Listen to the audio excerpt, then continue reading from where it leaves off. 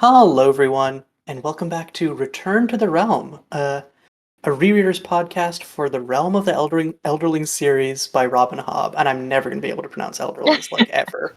Um, so I'm Kayiu, um, joined by Leah, and oh my god, I'm forgetting your name.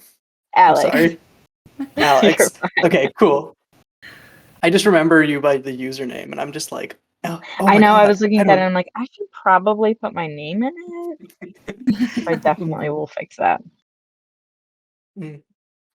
But yeah, for this first episode other than our introduction episode, we're going to be covering chapters 1 through 5 of the first book in the series, Assassin's Apprentice.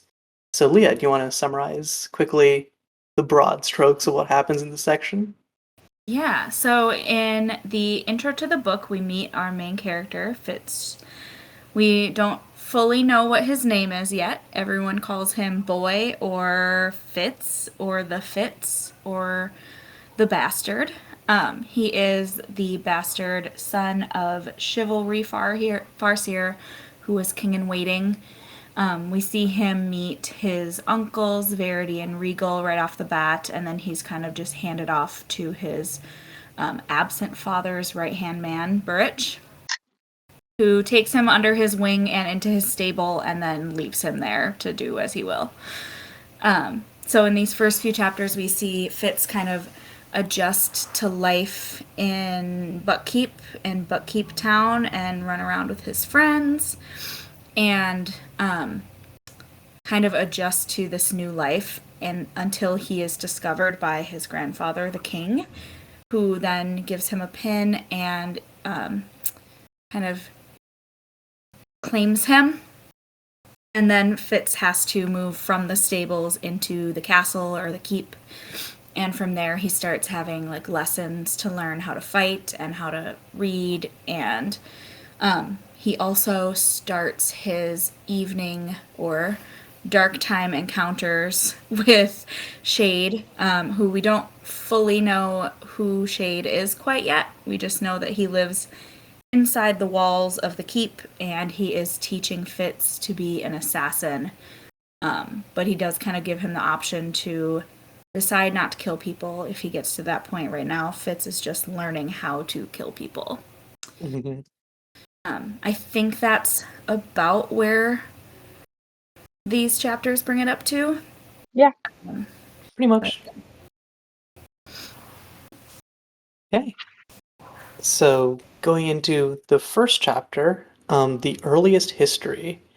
This is where it all begins, and it's kind of crazy. Like, my first impression reading this is that, or my first impression when I was reading this is like, I feel so bad for Fitz because you can like, I feel like there's like, almost like I feel like past this trilogy, there's very few times where he actually talks super openly about how he feels. Like we see it in like this very starting chapter, and I think the very ending chapter of Assassin's Quest, where he really goes in depth of like, man, I have trauma and I feel real bad about it. Um, and from the perspective of someone who's like already read the whole series, it makes sense. But I can definitely see how like I've had when introducing this book to people, I've had a bunch of people like, this guy is so emo. What's going on? Meanwhile, I'm in the corner crying like, oh, my baby, someone help him. He's been through so much. Yeah, he's very like detached a lot of times. Like it would be extremely traumatic to all of a sudden like be dumped on this scary like step of this building that you've never been to. Like he describes the door looking weird. Like this is obviously not an area he's familiar with, and his grandfather's just like dragging him along, throwing ice chunks at his mom to like get her away from them, and then just leaves him at like 6. But he just kind of describes it like this is what happened. Yeah. So Yeah. I think that could be because he's become so detached like later on, and that's when he's telling it. And I think he kind of has to like detach himself from what he does just to kind of get through every day, because if he sat down and just was like, let me feel all of my feelings, then everything that he has done, like all of the people that he's murdered and all of the things that he's done in the name of the crown and like the king, and the way everything happens with Molly, like I don't know how he would be able to get up and live. Yeah, No, that, and also, is this written, like, I think that's one thing I have in my notes, but, like, is this written down when he's in his cabin, like, after Assassin's Quest with Hap? Because if that's the case, then he's also, like, halfway forged when he's Yeah. writing all of this. I'm pretty sure it is then, because he mentions, like, my memories reach back to when I was 6 years old. Before that, there is nothing, only a blank gulf. Which we know he has those memories because later when he gets them back from Girl on a Dragon, he's like, oh, I remember my mom. I remember being called Kepit. But yeah, like right now, he's just throwing all those memories into Girl on a Dragon. Yeah. Right. So that kind of explains that detached level of, like, he's very much just like, this is what happened. Or he'll be like, I was lonely. Mm-hmm. But you don't get the full depth of, like, the emotion behind that. Yeah, which is why I think when the first time you're reading it can kind of feel like whiplashy, where it's like sometimes I'm reading and I'm like, I'm supposed to empathize with this as a reader, and then other times it's like, wow, this is so overwrought. And then you get to the end of the trilogy, and it's like, oh, okay. In hindsight, coming from knowing where he's writing this from, you get lots of it.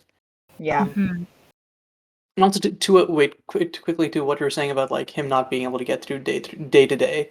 I agree, but I also think that like it ends up being like a really extreme thing because we find out at the end of Tawny Man that like he just ends up like he doesn't actually have ambition or like he doesn't like push his life forward because he like forged himself.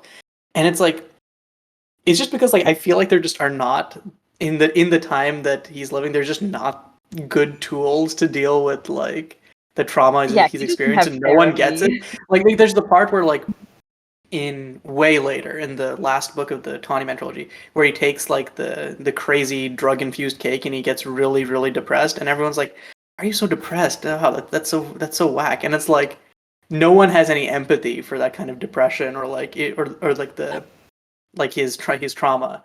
And so he has to resort to like these extreme measures, which ideally he wouldn't have to, but it's kind of like the only coping mechanisms he has. Yeah. Or Birch just gets him drunk. I know. But I think that that's because that's how Burrich copes. Like, I think that's exactly what he did to get over chivalry leaving him behind, basically. Because I think at the beginning of the book, we kind of see him not being like a drunk, because he still is always very capable and he like takes care of everything, but he does drink a substantial amount at the beginning. And so he thinks that that's like kind of the way you solve he's everything. like, my life as a man is over. I have no purpose, no one to serve, and I can't like do anything independently. Yeah, I'm crippled also. Yeah. Which we see like Fitz completely mirror that at the start of the second book, where he's just and it's just like, oh, yeah. Anyways, I'm getting so ahead, but yeah. Oh yeah. So other stuff from the first chapter.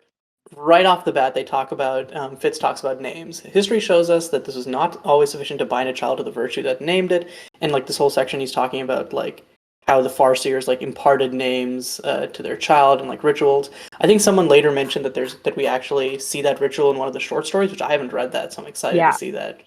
Yeah, it's in the novella, The Willful Princess and the Piebald Prince. You actually see them do it, and it's kind of a little crazy because they like do. I don't know if they pass the child through actual fire. I think they do it like right above the fire, but then they like dunk it in water and stuff. It's a little crazy. It's like, it's weird. Baptism, but make it metal. Gotcha. Yeah. But yeah, and I love the mention of how like names are important, but they're not really all that because it takes away. I think like lots of what's cool about Fitz's arc and just a story in general is how like there's like there's like the future, like there's stuff that will happen, but you can also like nothing's deterministic. You can change it. Like he's a changer, and so like just this idea of like no one's ever bound to a single fate is something that I think is super cool. And it being like one of the first things they talk about really sets it up in the reader's mind as a theme, I think. Well, I wonder if everyone else's fate is a little bit more set in with their name, but since Fitz doesn't really have a name, or he has so many different names, like Kepit or Fitz Chivalry or New Boy or Tom Badgerlock, he can take on these different like personas, and he can become something that other people can't because they're kind of stuck with their name. Yeah, because he's never sealed to any name. He's just whatever someone wants to call him at that moment. Yeah, and he doesn't Mhm. even get his own real name. Like Birch Oh. even says that he can choose his name, but he doesn't want that. He wants someone to give him a name. Mm-hmm. Mhm. Yeah, and I think But it's we also also interesting. see examples of people that like don't align with what their name is. Like I would never call Patience Patient. You know? Like dutiful while he does grow into a good king, it's like he still has like that independent kind of streak for lots of it. For lots of the Tawny Man trilogy and like here Yeah. and there in the final trilogy. And also talking about like assuming different identities reminded me of the Fool who like goes through goes through so many personas throughout their life, and it's like kind of accepts that facet of their life more so than Fitz ever does. Like the idea of like changing as they go through life. I think like Fitz really like holds on to who he was as a kid at some points, but the Fool kind of just, I guess, as a white, they're always evolving, so kind of just accepts that natural transition. Yeah, Yeah. and I think it's also another thing against like, even though Fitz is the catalyst, I think the Fool being the prophet, but also having like this kind of changeable thing going on, especially after technically the Fool dies and comes back, right? Mhm. They haven't seen anything past that, so he kind of just at that point is free to do whatever. And I feel like maybe that isn't exactly the case in the last trilogy. I've forgotten lots of the last trilogy. I'm going to be honest. But from what I remember, I definitely think that like, yeah, I I think that like the presence of the Fool kind of plays against that. I think he still can't see anymore, but he like tries to interpret B's visions, Mm, Mm-hmm. and that's how he like goes about in the last trilogy. But I mean, he can't see physically either at the beginning of the last trilogy. hmm Yeah, I've only read up to like the first 100 pages of Assassin's Fate, like fully read, but most of like the Fool's driving force is literally just vengeance. He doesn't even care about like what that leads to as much as like kill these people that were terrible to me and make sure they can't be terrible anymore. It's not it's such a departure from like everything we see of him up till that point that hmm it's almost kind of weird because he's so like different, but it's like such a trauma response, and it's so sad. It's definitely sad, but it's also like it's like the Fool has been doing so much for the world and has been like shaping his whole life around like I'm gonna eventually die for the sake of the entire world. So it feels like there's a little bit of like hell yeah, Die like do something too. for do something for yourself. Like though obviously ideally wouldn't be a murder rampage against your childhood abusers, but hey, at least at least it's self motivated something just to start off with. Mhm. Okay, getting back to chapter one. Um, We're talking about the last book, so we're starting on the first. Whoops. uh-huh. Um, Okay, so I have a confession. The mhm, first time that I read through, I think at least the first three books, probably a little bit more. I really only skimmed through the italicized sections at the beginning of each chapter, and I like didn't think that there was much to gain from them because sometimes they didn't feel like they were really about the chapter, but now they're the thing that I focus on the most because there's so much. They're like so rich, even though they've got such a small section, they've got so much in them just about the world and like their beliefs and their history. So I definitely hang on to that now, but I did not before. Yeah, I thought, like, well, especially since I started out of order, so I knew nothing about, like, this world or whatever, I would read them, but I really didn't retain any of it because I was like, I don't know what any of this means, or, like, I don't understand that this has any relevance. Whereas now, when I'm rereading it, especially when I see, like, bits of letters or things, like, sometimes you'll get a letter from Patience to somebody, or, like, a letter from Oh, Chivalry. Those I always hold on to because we don't get very many glimpses of these characters, especially ones that like aren't in Fitz's life at all or very little. Mhm. That like those people are so interesting to me. So any little glimpse that I can get of like their voice, I am always fascinated by. yeah. And Yeah. speaking of voices, I think like lots of what I get from rereading the books is like how much being stuck in Fitz's perspective really like messes with how you end up seeing the situation as a whole because Fitz has a very unique perspective on lots of things. Just Yeah. he's a dumbass in something. I think there's like a later chapter where like it's when Chade reveals that he's a bastard. Um, and Fitz is like, "What?" And Chade is like, "For someone so someone so perceptive, you have Perceptive. odd blind Mhm. spots." And it's It like, really does. yeah.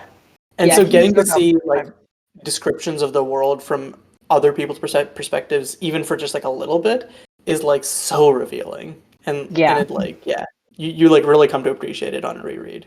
Mhm. Yeah, I agree. Fitz is like a master of deluding himself. Like he'll just be like, everything is fine. And even like a reader, I mean, when I was reading the very first book, didn't even know what a white prophet was or the unexpected son, and I was still like, they're gonna take B, and like it still just was like, who's the unexpected son? What possibly could a messenger be doing at my house? You I know, don't have a son. right? For Like, someone like who's called a changer, he spends most of the series remarkably just like going with the flow. Just like yes, Or trying to change. not change and like trying to be stuck in his ways. Mhm. yep, Yeah, whenever he does rebel, it's just for like there's someone trying to like make him do something, and he's like, "No, I'm me." Yeah. yep, definitely. Um, okay. Other lines and stuff that I found interesting from this chapter.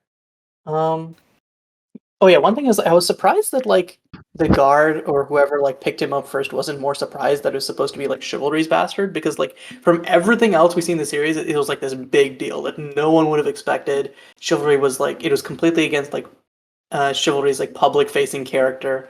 So the fact that this guard's kind of like, oh yeah, it's Chivalry bastard is just kind of like, especially we even in the same chapter we see Verity be like, whoa, what? So like that always like on I think that's one thing on most stuff on rereads feels like it fits in smoothly to my understanding, like ad hoc I guess. But that one thing like I was a little confused about. I don't know if you guys had any thoughts on that, but like I didn't even really notice that.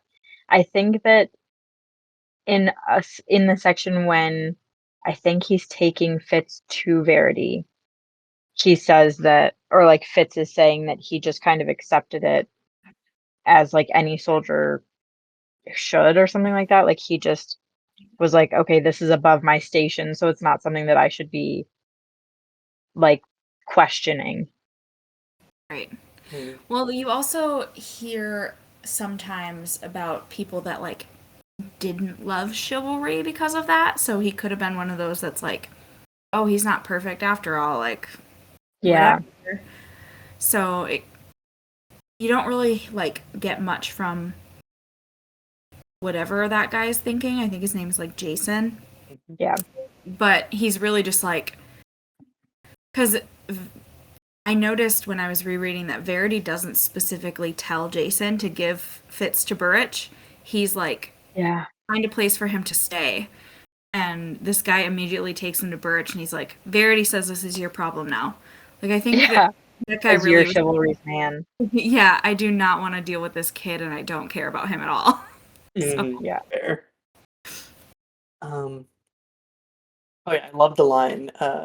Burge was talking about patience and the fact that Fitz exists, and he says it's a thing that will try her lady's will to the edge of her very name. I'm like, that's a cool line, and I feel like it's compared to how rough Burge usually speaks, it was very like poetic. Yeah. Well, I think that also tells to like how Birch feels about patience, because weren't they like in love before Chivalry decided to marry him or her? So it's kind of like nice that he thinks immediately of patience and what this is going, like how this is going to affect her, rather than thinking about what this is going to do to Chivalry. He still cares for her. Yeah. Yeah. He's selfless. I totally misread. Like when I first read this book, I had the complete wrong read because like I picked up on like there's something going on with Burge, but I thought it was that him and Chivalry had more than like a master servant relationship, and that there was like some sort of like romantic tension going there. Yeah, and then like the patient, and then it was real that he loved patience. I'm like, oh, that also makes sense and fits in with everything else. I was just like barking up the wrong tree. You were close though. Theory too. Like I've seen it theorized that there might like Burge might have been in love with Chivalry. Well, and in like chapter, whenever he gets Fitz drunk, he says something like, it's okay to go around like kissing women, like a woman or a man. Like he's like, but as long as you don't like flaunt it around and be a whore. I'll try and find where it is. That's really interesting, especially given like what we see in the second trilogy about how like generally homophobic the Six Duchies is. Yeah. Yeah. I remember the conversation, but I don't remember the specifics. Because I remember Fitz says, then what happened with my father? About, like, having a bastard. And Burge is like, I don't know. He was just young, I guess.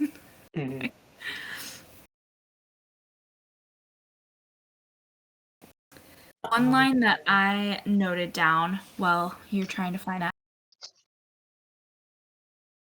that section, Alex, was from, like, Fitz's grandfather when he's dropping him off. He says, I fed him at my table for 6 years and never a word from his father, never a coin, never a visit, though my daughter gives me to understand he knows he fathered a bastard on her. Which I noted on this read because everyone always acts like it's a surprise, and like Chivalry had no idea and had to abdicate because this like kid came out of nowhere and blah blah blah. But this grandfather is like, no, he knows. So I was wondering, like, did he know, or is this guy just saying that, or did he like actually know, but he knew that Fitz wouldn't be safe, so he was trying to like keep it on the DL? I think it's okay. I think this is one of the most interesting parts of the series for me on a reread is pretty much everything we get from Chivalry, we know about Chivalry is from people who were very close to him and had a big loyalty to him. Fitz knows about him from Burrich and Verity primarily, and then and like Chade a little bit, but mostly from like public opinion. Other than that, and I feel like also Fitz has like a little bit of resentment towards Chivalry, but also has like this kind of need to, as any child does, to like defend their parent. And I feel like Fitz kind of tries to assume the best of Chivalry at some points. So. And like where I'm getting to with this is I think that like I think Chivalry probably knew. Like I do think so. And I think that like he probably wasn't like as great a person as everyone would like him to be. And that doesn't mean he's a bad person per se, but I think it's just like I think that like the fact that everyone who was closest to him is the only people we get to hear talk about him at length probably really influences the way that we perceive him. Yeah. Um, Yeah, I think that's probably true. I also think he knew better than anyone how Desire would react to a bastard, or even how Shrewd would. Like, he grew up being like, well, the only other royal bastard I know is Shade, who literally has to live inside the walls, and like Shrewd just forgets about him in there half the time. mhm. So it's like, what kind of life does a royal bastard have? You know? Like probably Like, once he married Patience, he like that probably just like sealed the deal of like, oh, I can never reveal this because like the like it hurt Patience a lot. It hurt Patience for yeah, years. broke Yeah. her heart. Mm-hmm. Yeah, Patience may be my favorite character. Maybe not my favorite character in the series. That's a fool. But like Patience is so up there. I love her, and I'm She's so sad that we don't get amazing. to see more of her. I know. Um, She's definitely my favorite female character. I think the only character I love above her is Night Eyes. um,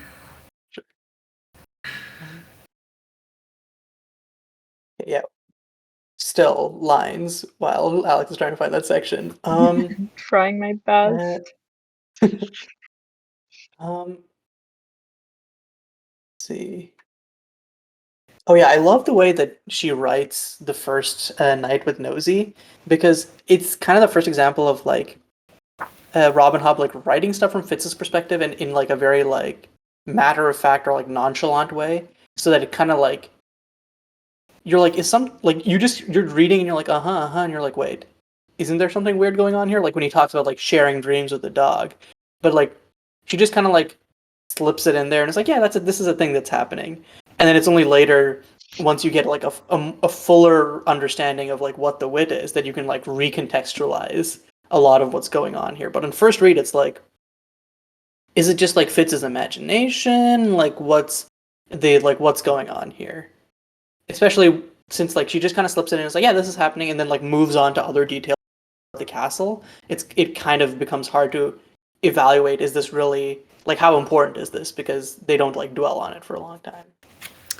Yeah, it's interesting to see how she introduces the wit without ever giving it a name or like describing it as a magic. Like, it's so subtle that you don't really even realize what he's doing. You Mm-hmm. just like you're like somehow like maybe he's just really in tune. Like my dog can look at me and I know like what he needs, but I'm not reading his mind, you know? Like Mm-hmm. you don't really get the sense he's like BFFs with this dog. Mm-hmm.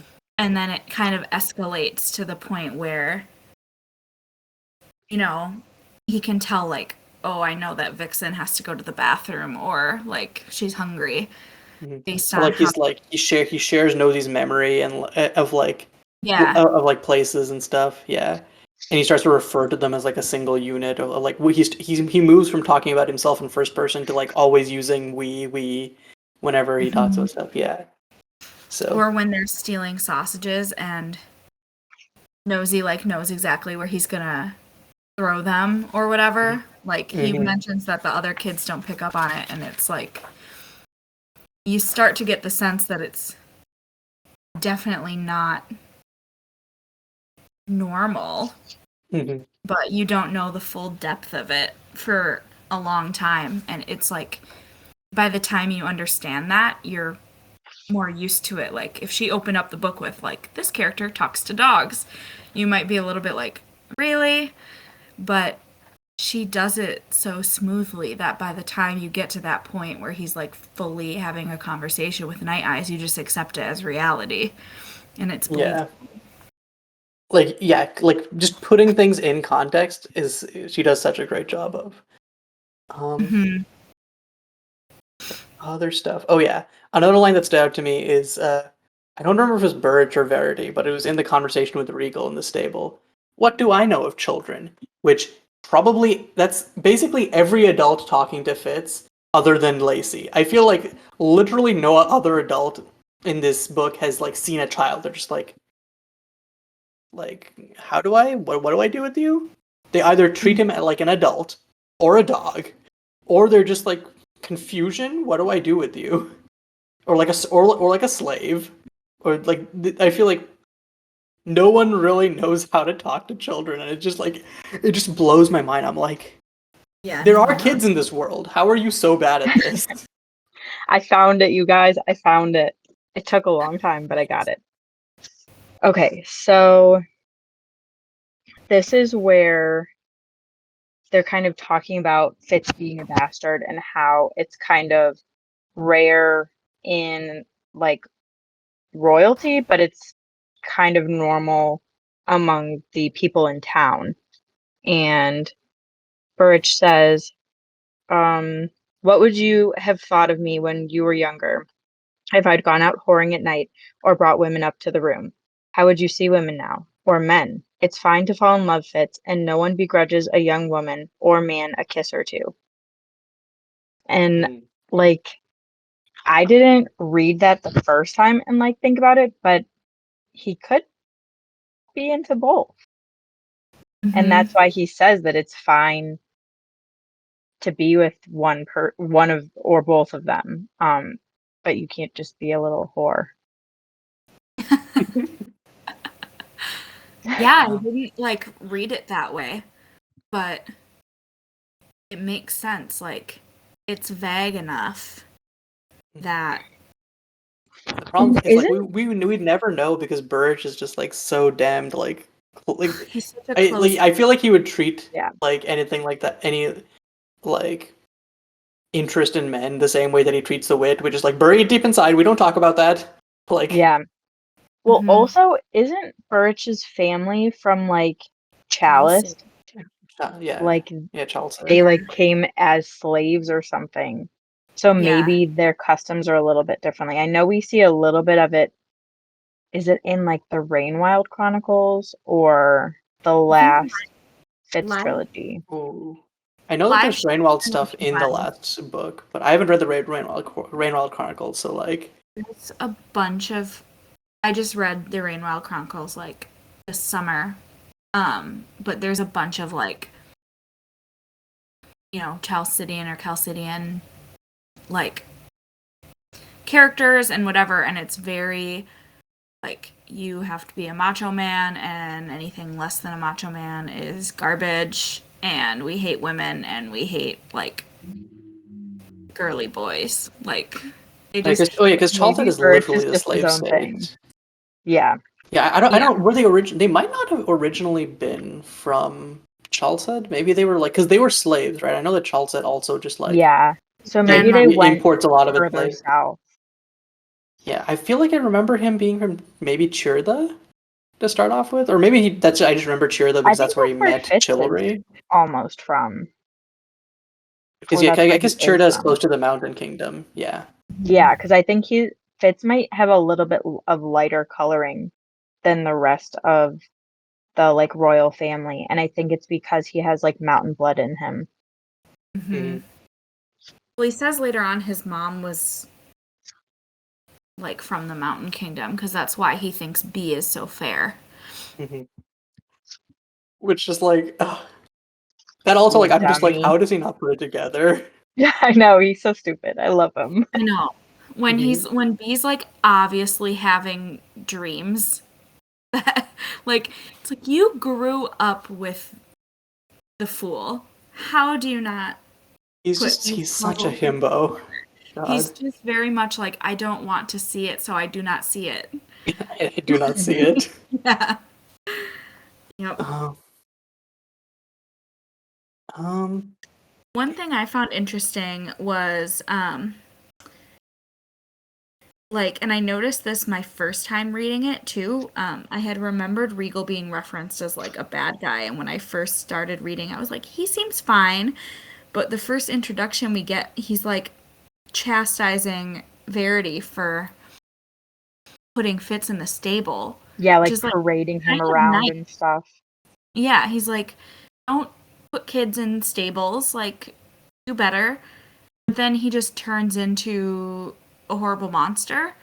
I mean, And from the first thing, he also says, like, Mother and I were for putting the Basically, we child should put him down. aside.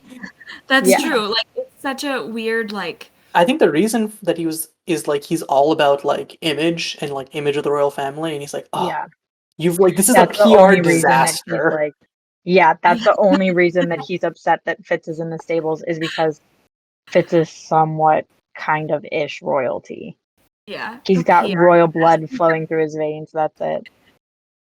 Yeah, that's a good point. Like, the first time I read it, I was like, he's kind of being nice. But you're right. It's very much like an image thing. Like, this, I hate this kid, but he still can't be here. And I think that Shrewd kind of has a little bit of that in him too. Obviously, not to the extent that Regal does, but I think that he does a little bit. And I think you probably have to as a king. But from the very beginning, we see Shrewd scheming and like planning what he's going to do with Fitz. I said on at the first chapter, he's trying to figure out how Fitz can like fit into the narrative of the family. And Shrewd initially thinks like we'll use Fitz to show chivalry in this different light, showing that he's not this perfect person and he can make mistakes, but also look, he like can produce an heir if he wanted to. It's not him that's broken. Mm-hmm. And then when that plan doesn't follow up or follow through, Shrewd comes up with a new idea and he's like, well, let's make him a royal assassin. Yep. Mm-hmm. Yeah, it's like Regal also has like active distaste for Fitz because of how Fitz is an obstacle to his path to the throne. Because like in this chapter, Yeah. he's like Verity's like, you don't have to remind me, brother, that you're higher than me in the succession. Like God, I know, he's and that's the only thing that I he takes from that conversation. Like, calm down. Yeah. I'm like, Such a drama queen, and like he's yeah, still a teenager, Regal. right? Yeah, Yeah, he's I wish still... we got to see more of Queen Desire or like more of Regal's upbringing because I feel like sometimes Regal feels like caricaturishly bad as like a villain. Mm-hmm. He's like, and especially compared to like some of the future antagonists. Yeah. I think that like or like maybe even some like point of view chapters so we can like get into his head because I think that like Kenneth from like the second series is like one of the vilest villains I think I've seen in a series, but he's still a person.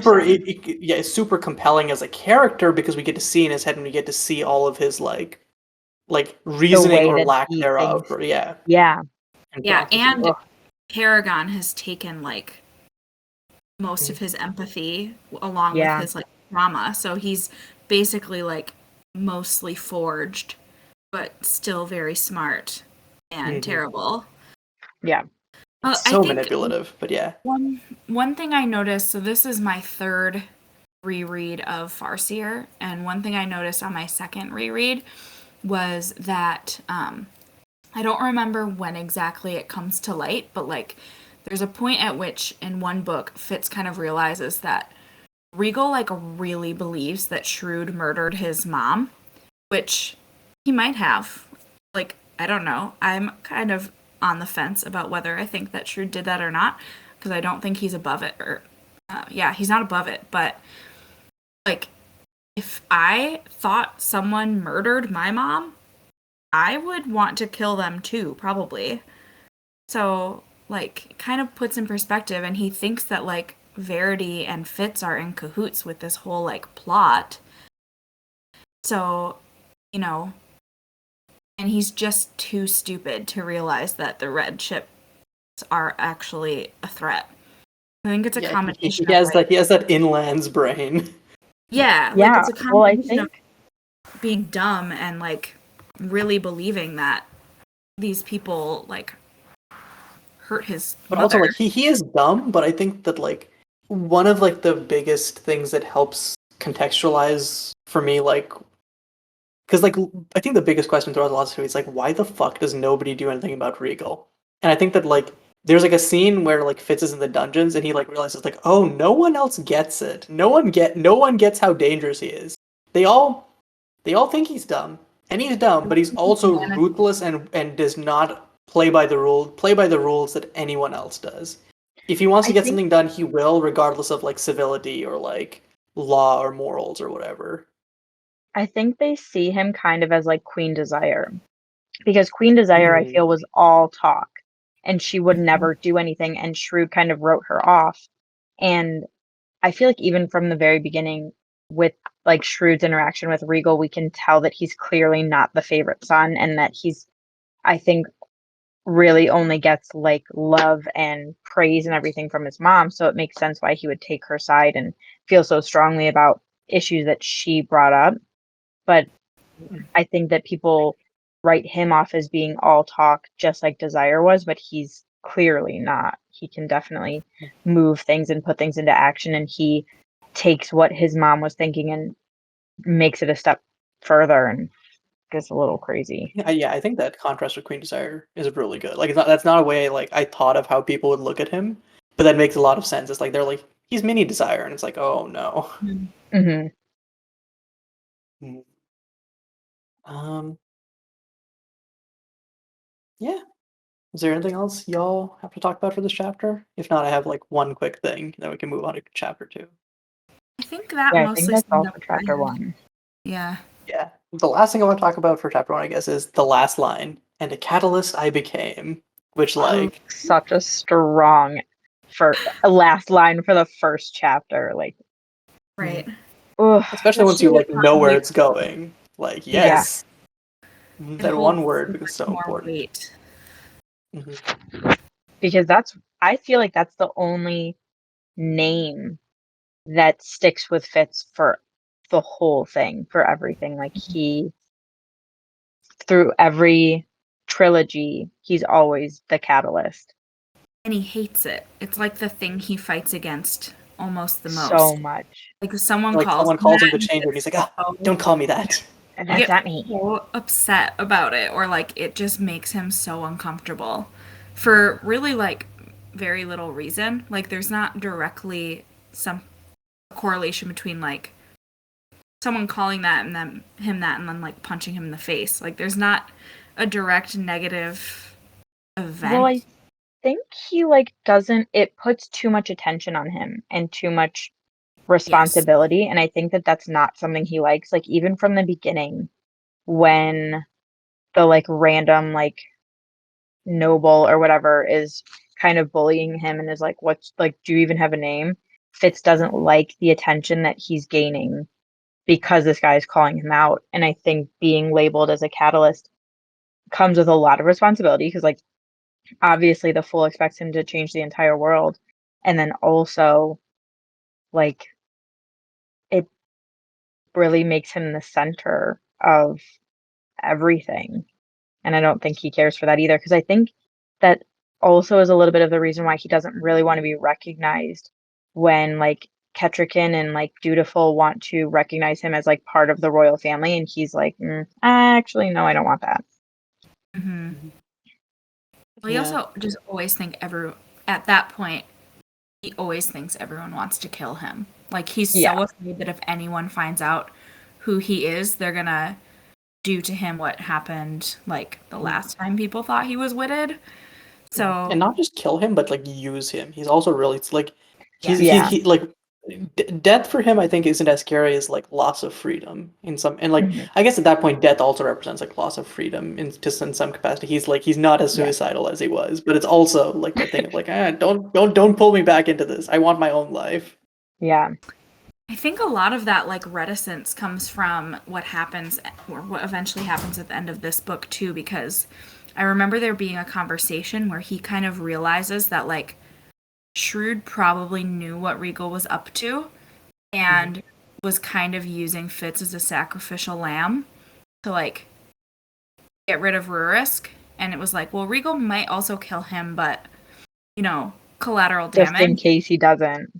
Yeah, and so Fitz is like, okay, well, what like they make me do things, but then they also poison me and don't care. So it's very He's, much like Regal has no repercussions for what happens. Yeah. And yeah. I feel like Fitz would have like betrayed Shrewd a lot earlier if it wasn't for we can talk about this when we get to that chapter, but I really feel like Shrewd like imparted a skill command onto Fitz when he like claims him, and that's kind of Yeah. where like lots of his loyalty to the Farseer line comes. Yeah, because that's when Like he despite says that skill command, even, he pulls away from it so much. So it's like yeah. Well, even that's like when he says that was my first touch of the skill, or that's the first time that I had felt the skill. Yep. But I think it's so sad talking about that section, how Fitz says that he would have given What willingly Shrewd what bought. Shrewd bought if Shrewd had just acknowledged him as his grandson. And that makes me Yeah. so sad because I Sad. think that Fitz would have been even more loyal to Shrewd if it was a familial bond that connected them, not you are kind of my man and I am your king. Mhm. It shows how out of touch Shrewd is with. Yeah. Like, no wonder he didn't think Regal was a threat. He's so like, he just sees everyone as pawns that he can't like. He's like, how can I put you to use to better I aid agree in me? general, but I think for Regal, his blind spot comes from caring about him too much because he's like, this is my this is like my like baby son, and like he like I think there's quite a few times where he kind of like talks about how he loves Regal, and like and like I think even Shade talks about how that's like a blind spot for him. It's like, while everyone else is like he can use Verity and Chivalry as like pawns, as like the king in waitings specifically, because they have a duty. But I think he has this soft spot for his little wild child, uh, and that soft spot blooming into a paralysis of action, and not Yeah. actually trying to rein him in is what And a lot of ends up. drugs. Yeah, and a lot of drugs. Okay, so this has been like 40, almost 50 minutes. I'm starting to wonder if we should have done a chapter per episode, but also that the first episode is a doozy, and hopefully these next chapters are they're a little more concise. But yeah, let's hit chapter 2, New Boy. So this chapter starts off with an intro to Farseer history. Talks about Taker, the first Farseer king, who's also an Outsilander. Out Islander. I always read it as Outsilander when I first read it. And now it's I just like stuck in that. my head. And I read it as Out Islander, and I'm like, oh, that makes so much more sense. But yeah, so for Taker, who's an Out Islander, and talks about the founding of Buckeep itself, and then that transitions smoothly into Fitz, Burridge, and the gang arriving at Buckeep Castle. And other stuff in this chapter is we meet a few characters like Cobb, Molly Nosebleed, and Fitz gets his, I guess, town name of New Boy. And yeah, I think that's the broad summary, and we can talk about Yeah. like other stuff that happens. So, I feel like this chapter is the first time we really see like the division of Fitz's versions of himself or like his lives, and it's something that he continues to like fight against the rest of the entire series. Like, and I think, you know, I am a champion for Molly. I know she's not a super popular character among the fandom, but like she represents to him the time in this chapter where he just gets to like be completely free. Like he just gets to run around and be a little boy and play with his friends and hang out with his dog. He doesn't have to worry about anyone like hanging him over water and cutting him apart, or like killing somebody, or being tired and having to get up in the middle of the night to expecting learn. stuff of him, which is like, Yeah. there's a line in the chapter where he's like, I was relieved that Cobb expected nothing more of me than he would expect of a puppy. And it's like, that's all Fitz wants. He just wants to be. He wants a simple life, and I think that's what Molly represents to him. Yes. Yep. And he like is trying to keep these worlds separate so he can still have this own pocket of like his life to himself. So it always feels in the books like there's two like different worlds, and sometimes it's so frustrating because you're like, just talk to her about things, like, please. But Tell then her. yeah, but then like he's fighting so hard to like keep that bubble of his life pure from all the rest of the shit that he feels like he can't, like, if he tells her anything, it's gonna pop, you know? Hmm. Yeah. Yeah, I think we see that even like as early as this, where like when Birch isn't treating him like a puppy, he talks to Fitz like an adult or like a peer. He just kind of like exposition vomits onto him, and it's like this is not how you treat a kid. He doesn't get to be a kid until he hits Buckeep Town, and he's just like, oh, I'm free. This is Um, freedom. Yeah. oh, Or also like this reminds me, there's actually one thing I want to talk about in chapter one, which is like Jason and Birch and like multiple people refer to Fitz as a pup, which is like starting the canine metaphors or Oh, canine I references love super that. early. I love that. Especially how Fitz brings that into his relationship with B and like his kids. And he calls yes, them like cubs and stuff like that. I love it so much. I noticed so many parallels in just seeing Burrich's like parenting style or lack thereof and Fitz's parenting style or lack thereof with B, like especially once Burrich kind of catches wind that Fitz is communicating with animals, he's like, you're just gonna come with me and do everything always. And like once Nettle kind of mentions that like he's not paying enough attention to B, he literally just takes her everywhere She's like, with him. come do my chores with me. Yeah, she's just like always with him, and She's like his little purse dog. he doesn't like make sure that she bathes or anything, but he's like, but she's with me, so it's fine, and that's literally Yeah. exactly what Burrich does too. Like, Yeah, it's like as long as they're under my eye, they can't disappear and get in danger Yeah, and get they're themselves in safe. trouble. yep, Which ironically is like Fitz doesn't realize the kind of like cage he's putting around, and in the same way that like he like it's the exact thing that he would hate, and he just Yeah, doesn't get that. mm-hmm. He's like it's so funny how he's kind of become he becomes the aspects of his I'm going to say three dads like Verity, Chade, and Burrich that he takes on their qualities that he dislikes as well. yeah. Yep. Speaking of mirroring, I think there was something that reminded me a little bit of what was said in the first chapter. Um, Fitz asks Burrich, I think. Yeah, because Burrich is talking to him about being witted, and he's like, you don't want to kill because you like killing and all of this and like become a beast, do you? And Fitz is like, well, I don't know. And then he says, how can I know what I'll do until I've done it? And I feel like that echoes Shrewd when he tells Regal, don't do what you can't undo until you've considered what you've done, what you can't do once you've done it. And I just was like, oh, that's kind of a little bit of an echo. I didn't notice that, but that's totally true. Fitz is getting mixed messages from everybody in his life. Because Yeah. Birch is like, well, you wouldn't want to kill somebody, but then at night, Shade is creeping into his room being like, do you want to learn to kill You might kill somebody? somebody. Yeah. Yeah. Yeah. So it's like, what is he supposed to do? He's only like 9. And He's getting all of these probably, really messed up formative experiences. Yeah. yeah. And he's probably been doing this mind melding with puppies for his whole life without knowing Yeah. any better. And all of a sudden, Birch is like, never do it again. And it's like his main form of interacting with the world. Like, Yeah.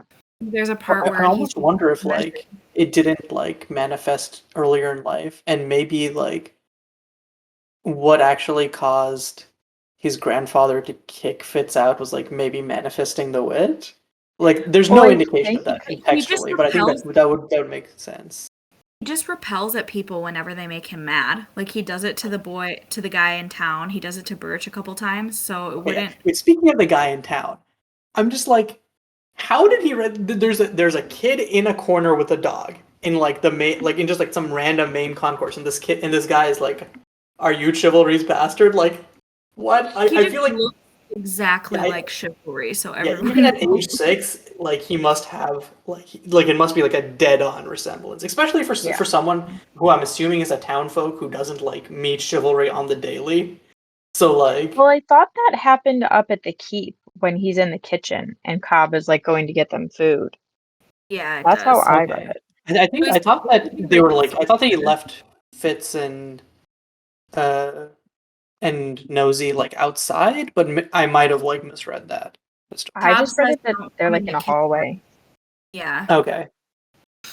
So it could But be I like a also spirit that knows him, but I think talking about the wit, I also think that in the Mountain Kingdom, it's more accepted and it's just like a fact of life. Like some people have this because I know, like, I think in the later books, um, Ketrican tries to like strengthen her connection to the world and like her minimal wit ability. Hmm. Um, and like I think that maybe she talks about it being okay Yeah, I where don't think she comes from. she does. I don't think she like contextualize it as the wit, but she definitely does. Like she has like that meditation thing, and she like she Yeah. obviously like can feel night eyes, and there's like the implication that also like Rurisk has a connection with Nosy Yeah. to some degree. So it's probably like a cultural thing where just like the naming and discourse around it isn't as harsh as the wit. Yeah. right. Mhm. One thing I noticed, speaking of the wit, one line that like really stood out to me is from Burrich. He says, "If chivalry will not have me with him, it's the least I can do for him.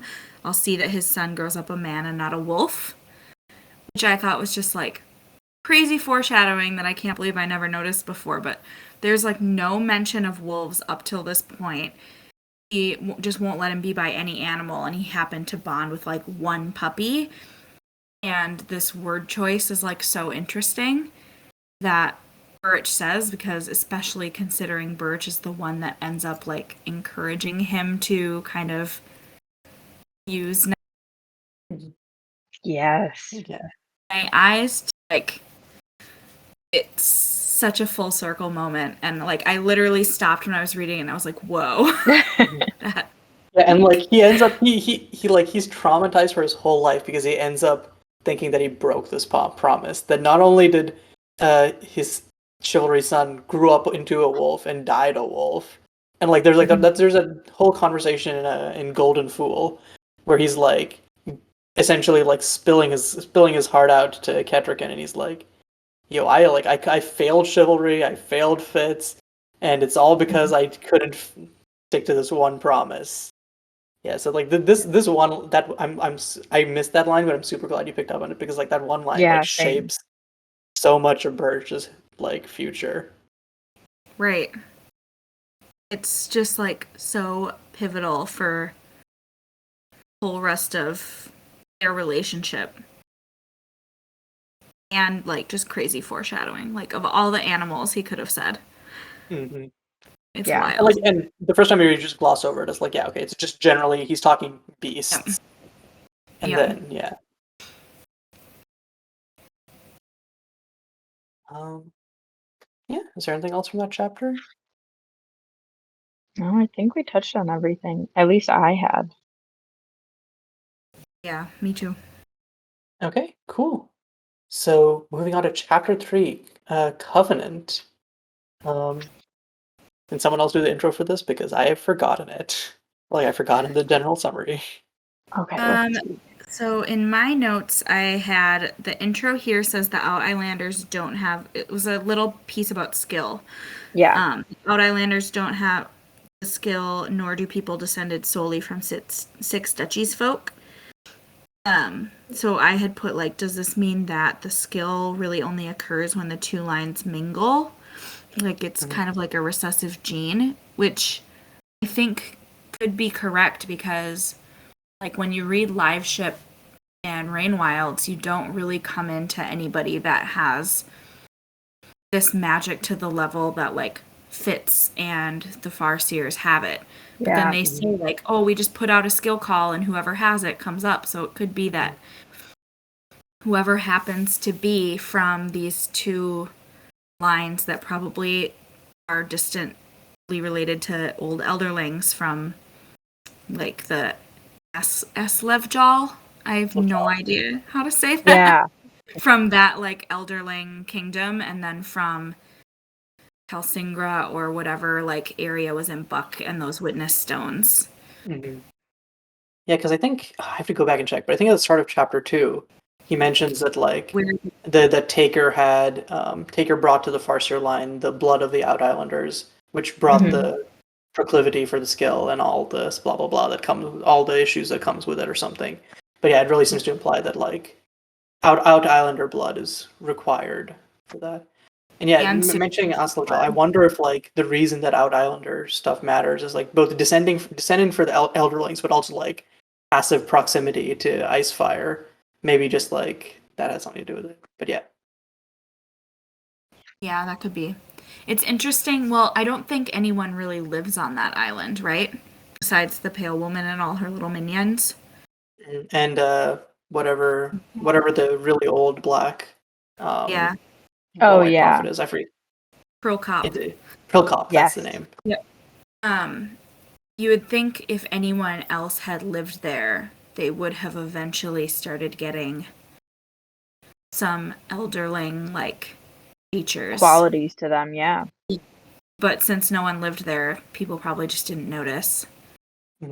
I wonder, is it like I want like do you need like more than one dragon for elderling qualities? Does a dragon need to be awake? This is all actually most of this like this proximity stuff probably gets answered in like Rain Wilds, and I just need to read things. Yeah, it does. Yeah, Yeah. sure. Yeah. Okay, cool. So then I'll pick that up and read that at some point. Mhm.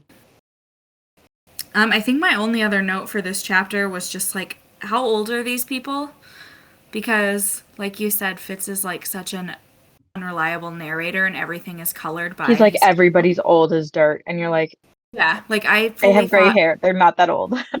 thought Shade was like 80 years I old. still, the way that Fitz says it, I still think that he's ancient. And like, But then he's because he like still relies alive. on the drugs to like keep him going for the all-nighter when they're like riding to Forge. Like, he's gotta be old. Not old But, like- enough that he's like still alive when I feel like Fitz he's is probably like 80. 35 or like comparing him to Shrewd Maybe he's like Well, papery like and 40. yeah, I think think that's he's because like definitely his like, skin like he's gotta be like because like older, like he's 60s, I older think. than And then Shrew. because he meets I Fitz when know like that, Fitz is like 6, and then he's still pretty spry. Like he gets back into like court life and is still like pretty spry. well, At the he time of Tawny uses like, Man. I think he uses a lot of drugs, and then I think he also uses like the skill Yeah, he to definitely uses the skill later like on. heal himself, because I know that that's what Fitz has done. But like Fitz did that accidentally. Like his body just kind of I could does see that. like him being like 70 at the time of Tawny Man, and then by the time we get to Fitz and the Fool, he's like used the skill to slow down his aging enough that it doesn't really like age Yeah. doesn't really matter at that point. So probably like Yeah. 40 at the time of the series. But yeah, Fitz is like this motherfucker is like 102. He's about to Yeah. fall apart, and it's like And, like, because you think anyone Burrich older than him is just ancient. You think Burrich is super old until Molly starts talking about how hot he is, and you're like, Yeah. wait, Burrich is hot? But he's old. Yeah, and I think lots of that is just like probably his disposition, Fitz's narration, and also like the injury to the leg kind of like Yeah. changes his his I thing think because like even yeah I think I see Burrich as being like in his 20s in this Now. trilogy. Yep. First time I read it, I pictured him as like 50. Yeah, And I'm like, then- he's an old man. Yeah, and then like reading the other books and kind of coming back to it, put into perspective, like, which I guess is accurate. Like when I think about the way I viewed like my parents and my aunts and uncles or my grandparents when I was little, I thought everybody was Everyone oldish. who was an adult was very old. Yeah, and like so it's kind of funny when you look back because especially like Fitz will be talking about things that happen in Farseer and later books and he's coming at it from like an older perspective, so he sees like how people were younger, and it kind of colors it in a different way. Like I think Hobb does such a good job of writing from an age perspective. Yes. Like Okay, aging so is like such a huge theme of this series as a whole too. well, she also never like it's very rare that you get specifics of how old somebody is. Like even Fitz. Fitz doesn't even know how old he is. He's like, No. I think I'm like 60. You're like, what? Fitz, Right. huh? Mhm. Right. And he doesn't really seem to care about how old anyone else is. Yeah. So he just doesn't mention, like, he'll describe, like, they looked like this, but you have no concept of, which I guess is kind of like real life. Like, I don't see somebody and immediately think, like, This is a 66-year-old man. they're 35. Like, you just think about the way they are, you know? Yeah. And usually you expect like book descriptions to be like super, like even if they don't give the exact age, you expect it to be like for old characters like they had wrinkly skin and white hair, and it's just like hmm there's a lot more nuance and in the descriptions that Hobb gives that makes it like more true to life in some cases because like not everyone ages the same way. Yeah. And bringing it back to Shade, I think he could also look older than he actually is because of the like pox and everything that are like scarring his body. It Living makes in the him look, walls. yeah, it makes him Older. look older. And we know that when he returns to court that like I don't even think he's like skill heals them. I think they just kind of like naturally start fading with time, like the I Well, scars. thought he like like, used makeup or something for a minute, but I could be wrong. when he gets to see the sun. Maybe. Yeah. Yeah, And he he, actually he gets some He gets a vitamin tan. D. he's clearly, like, such an extrovert, too, that I bet, like, being holed up in the walls is literally just, like, sucking Yeah, the life out of him. torture. Yeah, Yeah. so once he gets to, like, be a party animal and whatever, he's so like vivacious that it kind of brings life back to him. Mhm. Um, oh yeah, one thing you mentioned here. We see the fool for the first time. It's I crazy. know, it's my favorite. I love the Fool so much with my whole entire heart. So I was like, oh my God, I love him. It's The time. He's early here. description It's just like in passing, like the fool was there too, and it's like the fool was there too. Yes. And I love the way that she describes the Fool. She says, the king's new fool, but recently acquired, patterned with after them, pale eyes, a goggle, and an eggshell vase. And I'm like, oh, I love you already. yeah. It's so cute. And just the way the Fool is described as being like flouncy and very light and airy and like not completely of this world is, oh, I love it. Mhm.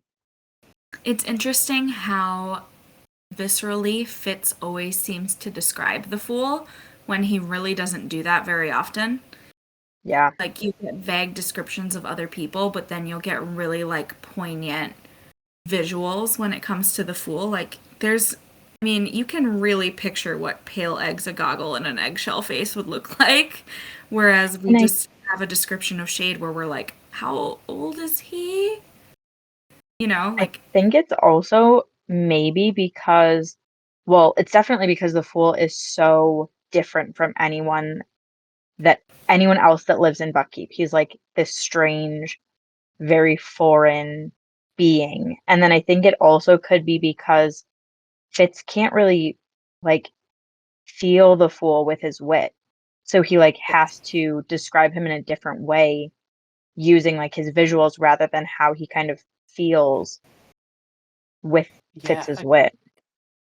because again, like getting going back to the part where like he finds out that Shade is a bastard. He like he kind of like he does this implication where like he hasn't actually like looked at Shade before. He just kind of felt him. He's like I actually looked at him and like looked beneath the thing and not just Yeah. my impression of him. So which again, it's so weird because like he's such a good assassin in the sense of like he picks up on information and is like generally very And he's so perceptive. observant But like in other times. Like when he needs to be observant for like his job as an assassin, he can be. But in his regular day-to-day life, he like doesn't see anything. he has to like turn it on and turn it off consciously. Yeah.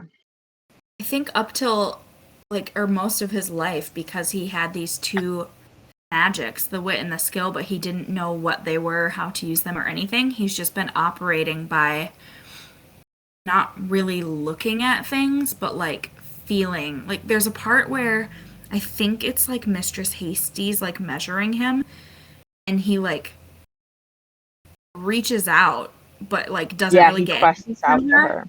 Yeah, and he's like, that was weird. I like couldn't tell what she was feeling or thinking, and it's like he's really just been like sending out feelers to everybody this whole time and not really realizing it or really like looking. It's more of like an instinctual, what vibe do I get from you? And I wonder I if he wonder if he kind of ever would have like come out of mingles. his shell if he hadn't been in somewhere as poppin' as Buckeep. I feel like in Mhm. like a smaller place he easily could have just like retreated and like stayed the very like silent child that Yeah. he was as, like as a young kid. I Yeah. also wonder if he like mingles the skill and the wit together when he does his questing out to other people, but he just doesn't realize that that's what he's doing and that it's two things, not just the wit. I I think think it probably is, I yeah. think he may have done it as a kid, but then we know that he has more control as he gets older because he senses Dutiful doing it, and Yeah. he's like, "That's not what I'm doing."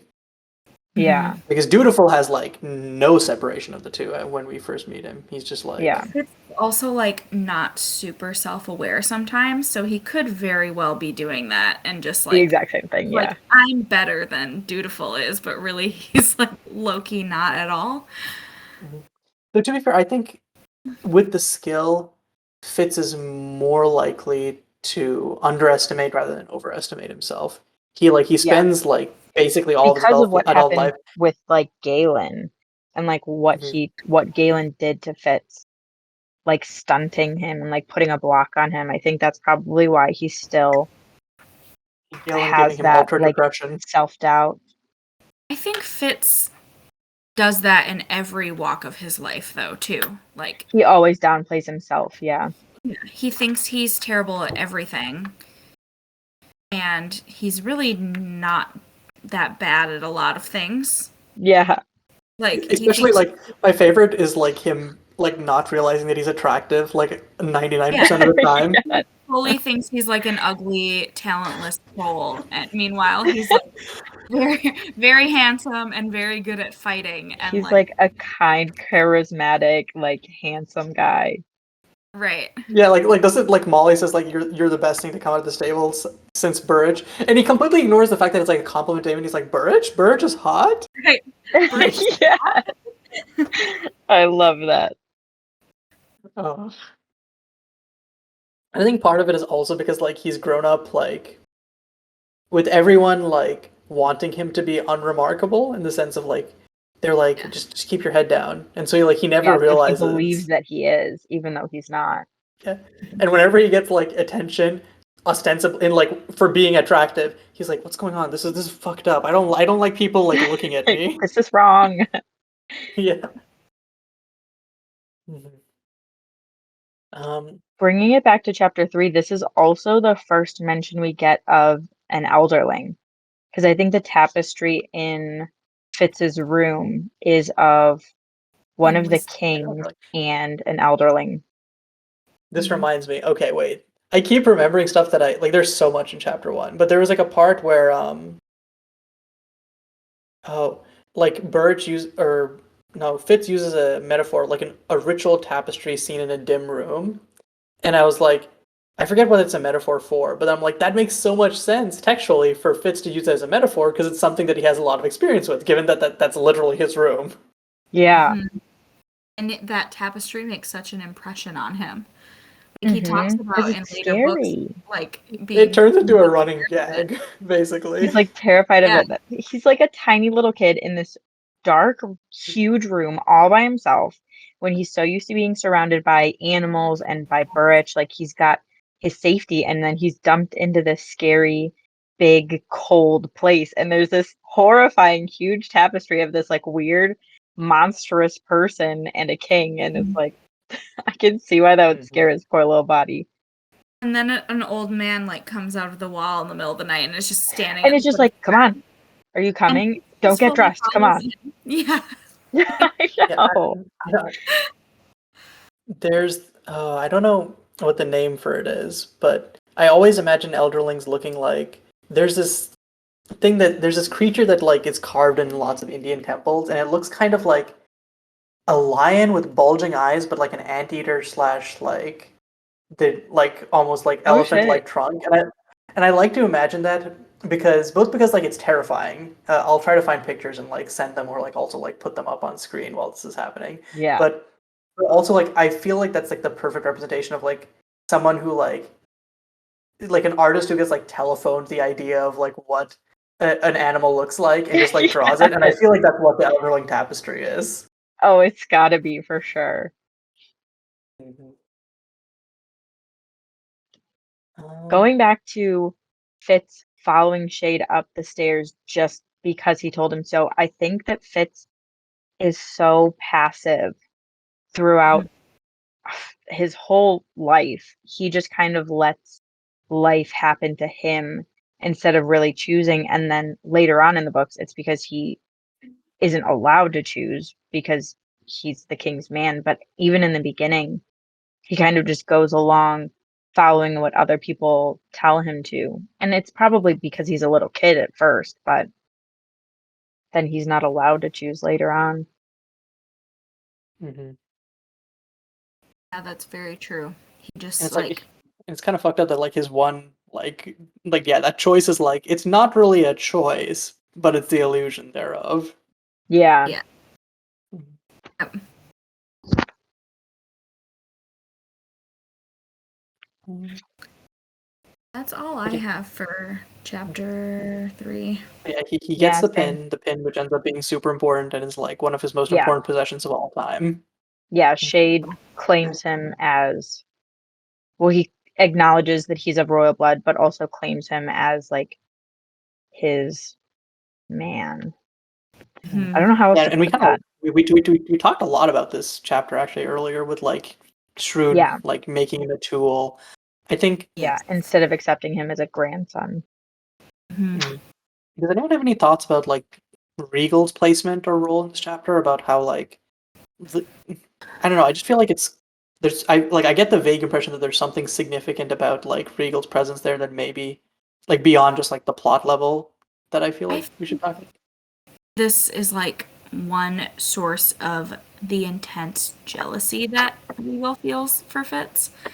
Like he's used to kind of being his father's little pet that just like follows him around at his heel, and then his father's like giving a fancy pin to this other kid that he just like pulled out from underneath a table with a bunch of puppies.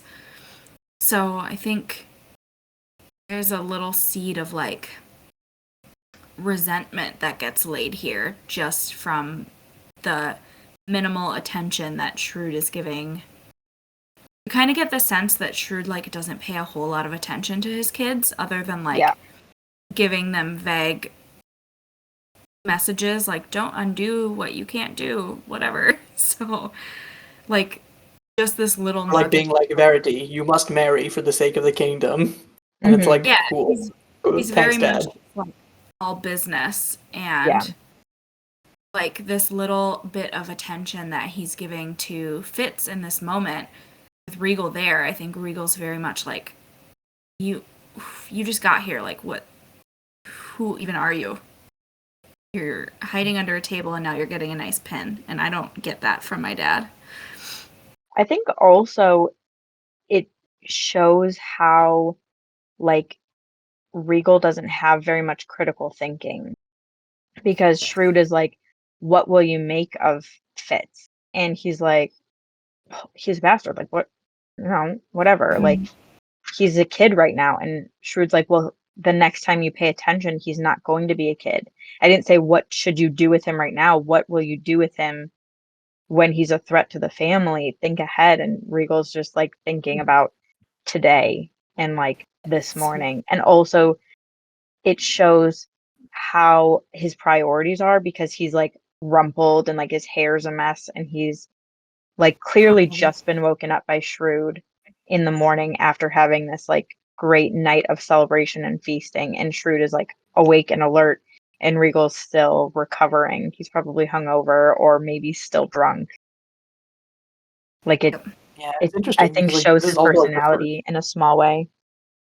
This is the first time we see like Shrewd being Shrewd firsthand, and it's like Yeah, if only like he both exercises with some empathy, but also just exercised this kind of decisiveness throughout the rest of the series. Because waffling on Regal and waffling on the red ships is what leads the kingdom to the brink of destruction, and it's yeah, just like this is one of like the moments where we actually see him as like in his prime, I guess.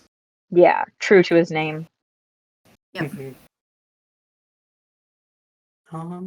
Yeah. Is there anything else for this chapter? Not for me. No. Okay. So then we're moving on to chapter 4, Apprenticeship. Um, yeah, One once thing again. that struck me in this chapter, like, it's not particularly related to this chapter, but it's something I thought of while I was reading, was just how little, like, questions Fitz asks. Like, he doesn't seem to have that innate curiosity that a lot of kids have. Like, a lot of kids that never knew their father, when they're surrounded by, like, their father's best friend or first man or brother or whatever, would be like, Tell me about my asking dad. all the time. Yeah, like what does he look like? What does he act like? What would he think of me? Like And we see all that from Dutiful when he asks Fitz about Verity. Yeah, yeah, Dutiful wants to know about Verity all the time, and you just like really never see that from Fitz. A, just because he's never talking. Like the first conversation he even has is with Molly in like chapter 2. Everything yeah, else is just like no or boy or like a nod. So he just isn't talking, first of all, but then he just doesn't seem like super interested for a while, and then kind of gets the confidence from Shade to like start asking, and then he all of a sudden asks Birch a bunch of questions, and I remember Birch being like, "What's gotten into you? Like you're so curious today," but Mhm. it's just striking to me like how it's just going with the flow, and he's like so detached even as a kid because everyone up to this point that's like cared about him in any regard has been stripped away. Like his life has changed yeah. so many times. Like he's not in the mountains anymore. He's not at Moon's Eye. He's not in the stables. He's like nothing is constant in his life. He's just like not getting attached to anybody Mhm. other than Molly, who stays pretty constant. He like talks about that in Golden Fool when he's like when he finally finds out about the letters between Patience or Chivalry and Verity, where like and finds out that's where Patience started calling him Tom. But like he's like, yeah, I just kind of went through all of my life just not asking questions, just assuming that if that people would tell me if something was going on, and as a result, people just like people around me just assumed that I knew things because I didn't ask for them, and then it's just like because of that mutual kind of stubbornness Miscommunication. almost, yeah, miscommunication, they these like important details slip through the cracks, and he only Well, finds out about them years later. I think he tries to educate himself in different ways too, because like I remember in a later book there's something he mentions about like standing in front of my father's portrait and like wondering about him as a kid. And like I think B is a little similar in this too. Like neither of them really want to communicate or speak unless they have to as kids. But B has the ability to like sneak into her dad's study and read all his letters and like learn about him. I think if Fitz could have done that as a kid, he 100% would have. Like, Oh, for So sure. weird, yeah, because like, and you also mentioned that like he talks to Burridge at some point about like his father and a little bit to Chade, but then he never really talks to Patience, and it's like yeah, the people he chooses not to open up to is so frustrating sometimes because Well, I also wonder yeah, if he chose not to ask Patience about chivalry is like because it would cause her too much pain. So he's yeah. trying to like save her the grief, especially because he looks identical to Chivalry. And it's like, you're the reason that my husband isn't the king right now. You're also the reason that he might be a little bit kind of dead. And like now you're asking me to tell you about him. Like to relive all of that and to like hash out the pain. Like I can't. It's fair. Yes. Especially because he tries to hide like the rest of his life from her to protect her and keep her. Yeah. Yeah. So I could He's definitely like, see that she's being been a through enough. motivation. He tiptoes around her a lot. And I like. I'm sure he doesn't in the last book, and he's just like, "Hello, I'm alive," and causes Lacey Yeah. to faint and all that. She's Yeah. so mad at him, understandably. So Mhm. I feel so bad for her. Like she fully thinks of Fitz as her son, and then she That's her loses baby. her husband. She loses her son. She like bandages up his body, and then she's just like alone for 20 years or whatever. And he comes out of the woodwork out of nowhere. It's like. And she was like the only one who was like consistently in his corner. Like Yeah. Shade would manipulate him. Verity also, Burridge too, or like Burridge wouldn't manipulate him, but Burridge would also like obviously had a rocky relationship, but Patience was unfailingly in his corner to the very end. Yep. Yeah. Yeah. That was all I had for this chapter. In my notes. Oh, I did have a couple of things. Let's see, this is chapter 4. So this is when Fitz really begins his apprenticeship with Chade and all that stuff. And then is this when he is going to Mistress Hasty to get clothes? This is the chapter where that happens in, right? I think so, yeah. Because I took a quote that says, I think it's the women talking kind of about Fitz while he's around.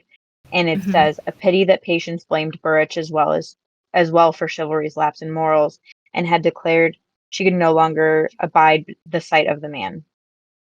So maybe that's the excuse that they used for why Burrich didn't follow chivalry to Withywood's. But what do you guys think the real reason is? I think it has to be an excuse, because I can't, like...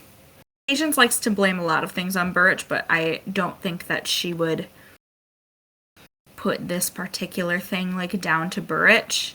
Yeah. But, like, they had to come up with a cover story, because ultimately chivalry, like, doesn't want to leave his son in anyone else's care, because Burrich is, like, the only person he completely trusts. So, I feel like... I think there's some type of some letter you see in a later book from Chivalry to Burrich where he says, like, who else could I leave this task with in terms of, like, raising his son. But, like, if they just... From, like, I could also see it being from, like, a misplaced sense of, like, you shouldn't have to join us in our exile or disgrace. But it's having to stay behind, like, hurts Burrich. Is the worst. Like, Yeah. so My two theories were that Chivalry didn't want Burrich to have to, like, lose his life at the castle and lose his kind of station in life because Chivalry abdicated. But I also thought possibly it could be Patience maybe still had feelings for Burrich, and that's why, like, it was, like, bad enough that her husband had a kid with someone else. Well, obviously it was before they were married. It's not like he cheated. But that happened, and then also to see the man that she wanted to marry and be with before Chivalry chose her being around her 24/7, I'm sure that wouldn't have been easy for her either. Or it could have... There's a part where someone asks... It might be Fitz. Someone asks Burrich if he still loves Patience, and he says, like, I'm not a man that can change. If I loved her, I still love her. Yeah. So even if, like, Patience has moved on, Burrich, like, obviously hasn't, and still he gets, like, so defensive of her when Jason says that thing about, like, her being barren. Like, he really still holds a candle for Patience. So it would, like, as hard as it is not to be around Chivalry, I bet it'd be hard. easier being away from patients. Yeah.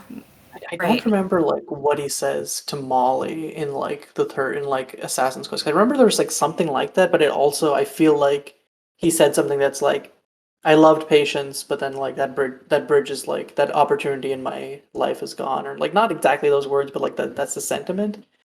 I might actually Well, I just think he probably hold on. like I'm doesn't gonna have like any I'm gonna hope for look the at it. You guys keep relationship. talking. I think he doesn't have any hope for the relationship to like begin again. Like they won't Yeah. obviously be able to be together, but I think that he definitely still loves her. And I think he probably the reason that he wouldn't be able to, because I think it would be on his end. Like if she wanted to rekindle it, I think he wouldn't be able to because he's so loyal to chivalry. He would feel like I can't be with chivalry's widow. I did kind of always wonder, not always, but I wondered that, like, when Patience came back to the keep, I think in, like, Royal Assassin, or maybe it's in this book, I don't remember when, but, like, I wonder why they didn't really have chivalry, like, standing between them anymore, and Birch, like, wasn't with her because he was like, I have soldier duties and things to do. So Burrich basically broke up with her. And they don't really have those obstacles anymore, but they still don't like reunite. And instead just like She really does hate him though, like to some degree, because she like finds Fitz in the garden. He's like, Fitz is like drunk, and she's like, Birch probably put you onto it. He's a sot and a lecher, and he puts those habits to everyone. Like, I think that like in the absence of having him in person, all of the negative aspects of him probably like I think grew that's in some defense too, degree. like a defense mechanism. Like he Yeah, rejected she's still her. hurt from what And she happened at loved him, when they That's first were fair. together. I think Yeah. also a reason they might not be together is because I think both of like Burrich's presence for Patience and Patience's presence for Burrich reminds them so strongly of chivalry that it would just be a painful relationship because they're both like sitting there reminiscing like, oh, I miss chivalry. Like, remember when he used to do this? And that would be like kind of the extent of their relationship. Like maybe they can't move past that.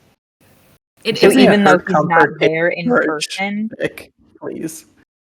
even though he's not there in person, standing between them, chivalry still ends up like cock blocking and getting in the way. Oh yeah, it is I found the interesting. section in the third book. Molly asks, "Do you love her still?" And then Burge says, "I love my memories of her, as she was then, as I was then, probably much as you still love Fitz." So So it's like the it seems like nostalgia yes, and the young yeah. love. I think like sometime between uh like the between Assassin's Apprentice and that last book, he like sorry, I'm just trying to set my phone up. Okay, he like his feelings are like he like comes to terms with his feelings for Patience. Yeah. Yeah, that could be. That or he just wants some and he's not going to tell Molly that he still loves his ex. I mean, Yeah, okay. right. I feel like Birch is too honorable of a person to do that, and like And I'm I think someone who you're has too like a honest. high bullshit tolerance for I think he's also way too honest because he Yeah. told Fitz, I think in like the second chapter, he's like, I lied to my king for the first time today, Yeah, ever, for you. because of you. Yeah.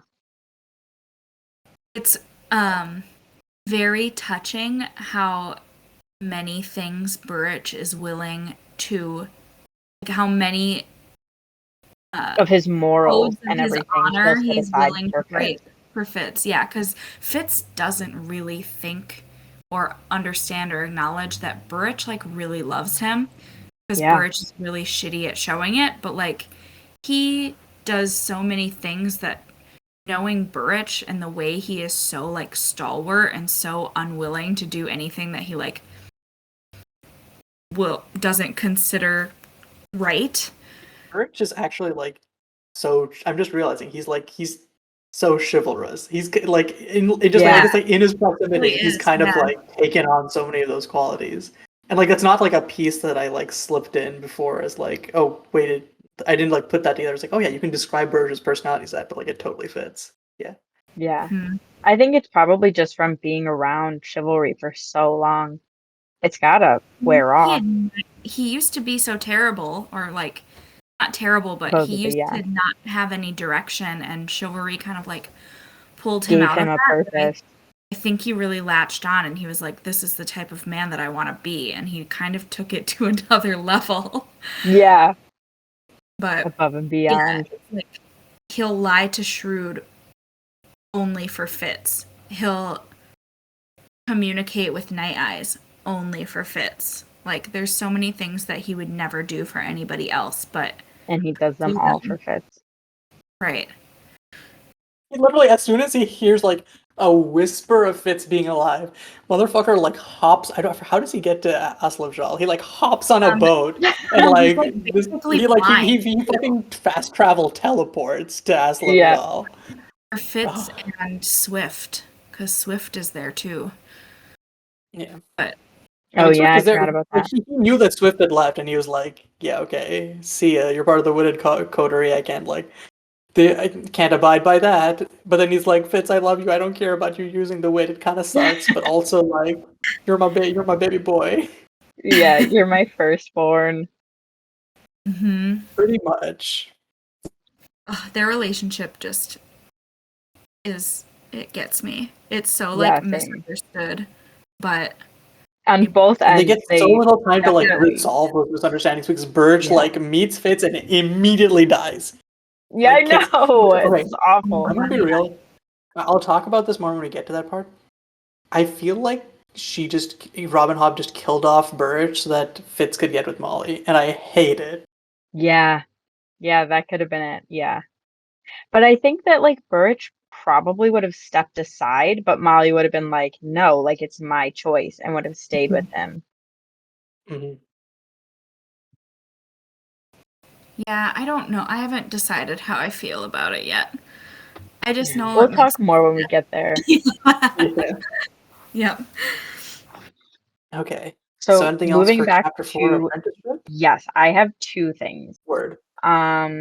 I don't know which one's going to be the shorter one, so I'm just going to pick one and then we'll go on to the second one after.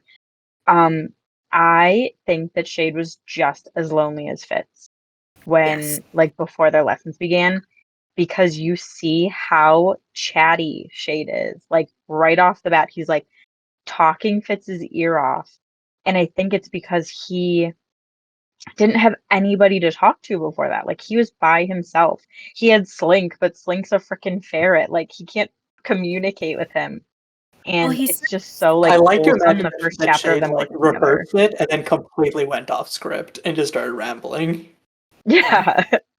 well, there's a part where he mentions he's like, it took Shrewd a while to ask me, or it took him a while to remember that I was here, and then it took him a while to Yes. ask me, and then it took me a while to say yes. And it's like probably the only person that remembers that he's alive is Shrewd, and then Is his, Shrewd yeah.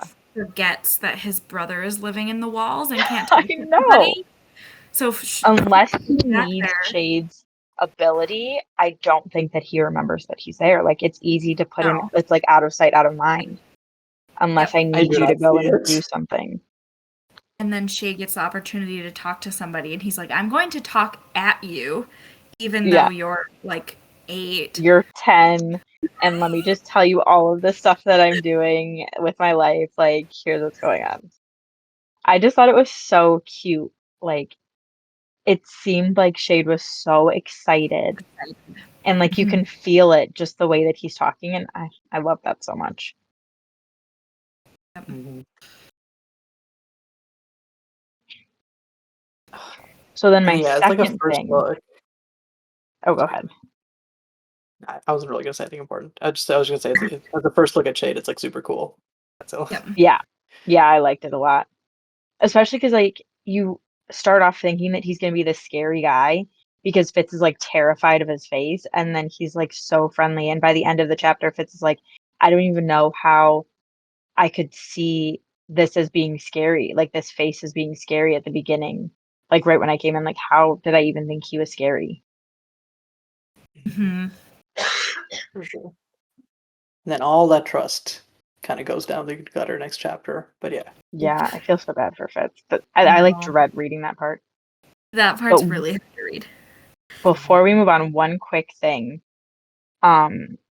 So Burrich mentions like how Fitz's tongue is like moving so freely now at the end of this chapter, and Fitz's tongue being freed metaphorically, and then him becoming chattier now mirrors what happens to Bee at the beginning of that trilogy, where she literally frees her tongue because it's like she's got like a deformity or something where her tongue is like stuck to her mouth, and then she becomes so much more like conversational and chatty.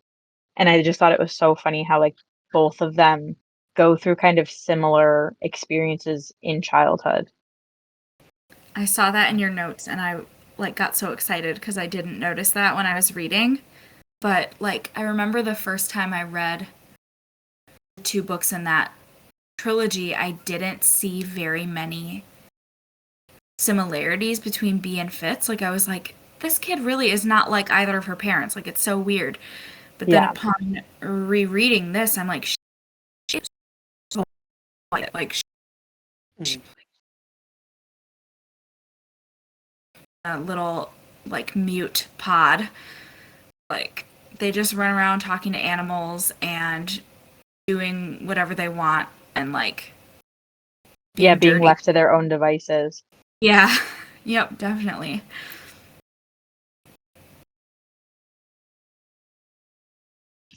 Man, I really basically all the connections you're finding with uh like the Fitz and the Fool trilogy really makes me want to go back and read it because I I read the first 2 books once and I haven't like revisited them since like I have Tawny Man and Farseer. So all of these details are fuzzy. Like I didn't even remember that Bee had like a deformity with her tongue. So like I'm like straight after this episode I'm like opening that up and like She like and like gets refreshing my another memory. like one of the other mean kids to like she lets them bully her Smack her, like until they like smack physically her in the beat her. face and it And like it's clean. It like rips clears her out the tongue. blockage. Yeah. Like rips her tongue away from whatever was stuck in her mouth. And then she Yeah. just I like think it's runs just like a away. loose piece of skin or something. Mhm. Wild. Okay. So Yeah, this is I actually remember my none of this. I this think is my the only things I first remember from the reread. first book. Oh, sorry. Yeah, the only thing I remember No, go ahead. from the first book is like B exists. Fitz stabs the fool, and I freak the fuck out. And I'm like, why? What? Because I don't remember like because like that happens like near the end too. And there's like the whole thing where he tries to like use the skill pillars to travel and like. But yeah, I just Yeah. remember like I remember nothing of the middle of the rest of the book. I'm just like he stabbed the fool, and that's it. Mm. This is actually my first reread of all of the books. Like I've tried to reread Assassin's Apprentice and I just never got super far into it. I think I started in June rereading it again because I'm like, I'm gonna do this. And I got to like chapter 11, and then I was like, I've got so many other things to read. Like, I'll get back to this eventually, but then I never did. So I love that we're doing this because it'll get me to reread all of them. And I think the Live Ship Traders is my favorite trilogy. And I am so excited to get to that. Like, I'm ready. I'm Life Ship, excited like to I'm so sad reread that I that. missed it for so long because like again I only read it this summer. I'm like it's probably good, but like it's so good. I didn't think I'd like it because like most of my love for like Robin Hobb's books is from these characters of Fitz and the Fool. Yeah. But the characters that in Life Ship are just as good, if not better. I was blown away. Yeah. I think they're all fully fleshed out because you get it from so many different perspectives. It's not just like being stuck in Fitz's narrative, that you like know more characters more intimately when you just kind of are Fitz for the rest of the Mhm. trilogies. Yep. Mhm. You don't get as uh, colored a story. Like the Fitz books are so colored by his perspective Yeah. that like Live Ship is a little bit more It's like well-rounded almost. Yeah. Yep. Mhm. Okay, so thanks everyone for watching. This episode has all gone to almost an hour and 45 minutes right now, so we're gonna move Chapter 5, Chivalry's Shadow, to the next episode, though these will usually be 5-chapter chunks. We just had a lot to say about the first chapter, obviously, because there's so much going on at the start of this book. It's the beginning. Yee! But yeah, thanks everyone for watching. In the description, we'll be putting links to all the other places you can find this, our YouTube channel, which unless you're already watching this there, you can find the podcast, but also with our faces. And until next time, thanks for watching, y'all. Do you guys have anything to say before? Thanks for listening. Bye. Yeah. Join us on this crazy journey. We hope you Yeah. enjoy. And please have already read all of the books because clearly we spoil everything. Just jumping all over the place. I wouldn't be able, like, if I tried to not spoil, I would have to just say nothing, because Same. Or just I would have to I be would just say silent. nothing interesting. I can't do Just it. be like, this chapter happened. Or I'd Here's a also summary. be like, I have nothing to say about that. Wink, Wink, wink, wink. Right. But yeah, see y'all. Bye.